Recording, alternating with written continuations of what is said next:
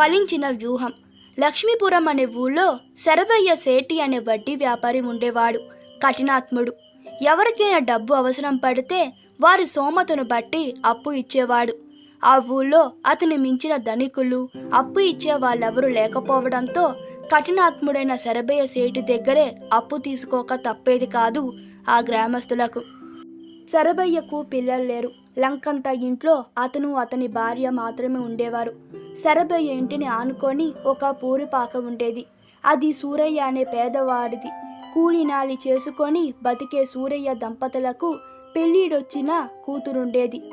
ఒకసారి అత్యవసరంగా శరభయ్య దగ్గర 200 రూపాయలు అప్పు తీసుకున్నాడు. డబ్బు ఇస్తూ శరభయ్య, చూడు సూరయ్య, నీకు చిల్లి గవ్వ ఆస్తి లేదు. ఇరుగు పొరుగు అనే జాలితో ఈ అప్పు ఇస్తున్నాను. దీనికి నువ్వేం వడ్డీ కట్టక్కర్లేదు. కానీ బదులుగా రోజు మా ఇంటి ముందు కుసువు ఊడ్చి కల్లాపి చెల్లి ఇంట్లో అమ్మగారు చెప్పిన పని చేసి వెళ్ళు చాలు, సరేనా అంటూ షరతు పెట్టాడు. అవసరం కాబట్టి సరే అన్నక తప్పలేదు సూరయ్యకి. అది మొదలు శరభయ్య ఇంట్లో చెప్పిన పనులన్నీ చేస్తూ వచ్చాడు సూరయ్య. రాను రాను ఇంట్లో పన్నంతా సూరయ్యతోనే చేయించడం మొదలు పెట్టాడు శరభయ్య. దాంతో కూలి పనికి వెళ్ళడానికి కుదిరేది కాదు సూరయ్యకు. శరభయ్య మాటను ఖత్తరు చేయకపోతే అప్పటికప్పుడు 200 రూపాయలు కట్టాలి. అది కాక కూతురు పెళ్లి నిశ్చయమైతే డబ్బు సహాయానికి శరభయ్య గతి.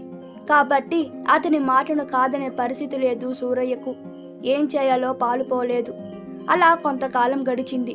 కూతురికి పెళ్లి కుదిరింది.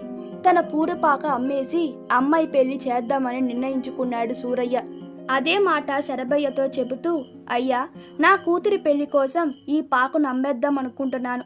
మీ బాకీ పోను 500 ఇప్పించండి అని ప్రాధేయపడ్డాడు. దానికి శరభయ్య, నీ పూరిపాక అంత విలువ చేయదు.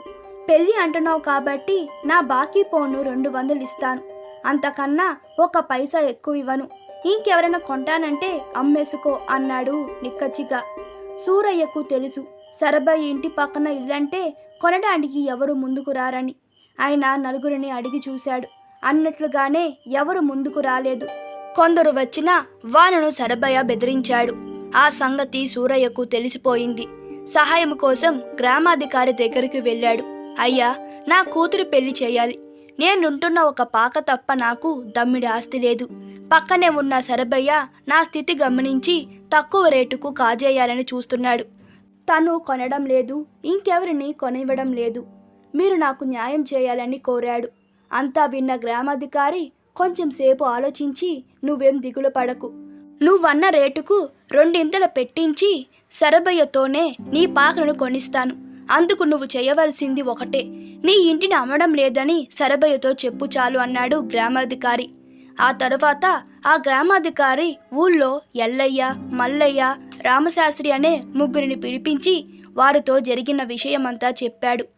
ఎలాగైనా శరభయ్యకు బుద్ధి వచ్చేలా చేసి ఆ పేదవాడైన సూరయ్యకు న్యాయం జరిగేలా చూడాలి. అందుకు మీరు సహకరించారన్నాడు. వారు సరేనన్నారు. ఆ ముగ్గురు ఏం చేయాలో వివరించాడు గ్రామాధికారి. మర్నాడు ఉదయమే ఎల్లయ్య శరభయ్య భవనం ముందు నిలబడి ఆ ఇంటికేసి దీక్షగా చూస్తూ ఉండిపోయాడు. అది గమనించిన శరభయ్య గర్వంగా, ఏం ఎల్లయ్య, ఎలా ఉంది మా ఇల్లు అని అడిగాడు. దానికి ఎల్లయ్య, మీ ఇల్లుకేమండి, ఇంద్రభవనంలా ఉంది.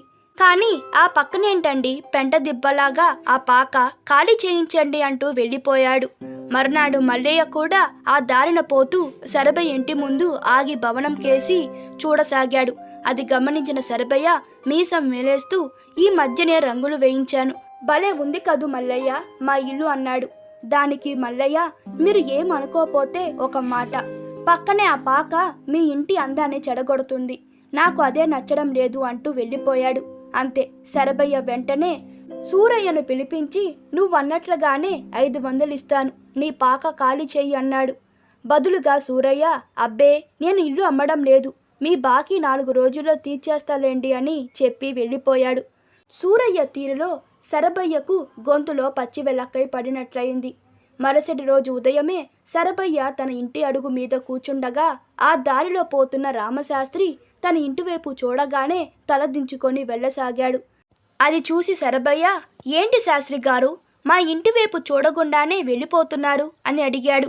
అందుకు శాస్త్రి, మీ ఇంటికి వాస్తు దోషం పట్టి పీడిస్తుంది. మీ ఇంటి పక్కనున్న ఆ పాకను తొలగిస్తే కానీ వాస్తు దోషం పోదు. అందుకే మీ ఇంటికేసి చూడాలన్న నాకు భయమేస్తుంది అంటూ చకచకా వెళ్ళిపోయాడు.